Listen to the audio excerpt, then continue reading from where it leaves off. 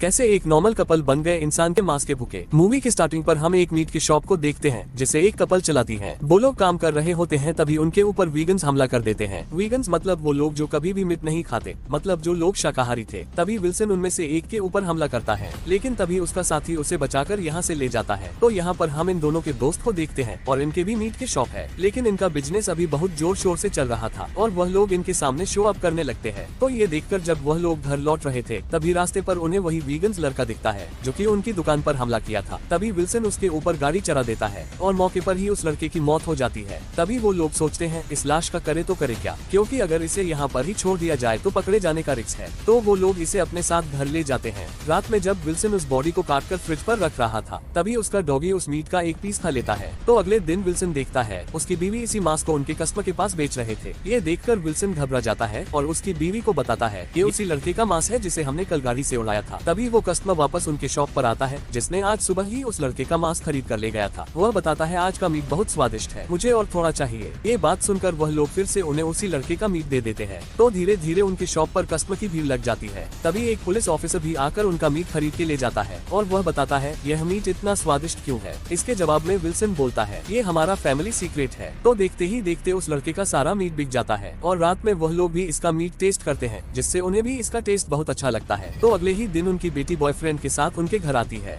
Wilson की बीवी उसे एक डिश सर्व करता है, लेकिन वो इसे खाता नहीं। तभी उन्हें पता चलता है कि ये भी एक वीगन्स है, यहाँ तक कि वह उनके लाए हुए केक को भी नहीं खाता। और उनकी बेटी अब इसके साथ रहते हुए एक वीगन्स हो गई थी। अब वो दोनों मिलकर इन्हें बहुत बातें सुनाती है, एक तरह से इनकी इंसल्ट करने लगते हैं और ये सुनकर उन्हें बहुत बुरा लगता है। तो अगले दिन वह लोग उनके नए शिकार के लिए एक रेस्टोरेंट पर जाते हैं। तभी उन्हें वहाँ पर एक गोलू मोलू वेटर दिखता है और वो भी एक वीगन्स था। तो उसकी बीवी उसे बहुत फोर्स करती है उस लड़के की शिकार करने के लिए। तो वो उसे मारने उसका हथियार लेकर जाता है, पर उसे वो मार नहीं पाता।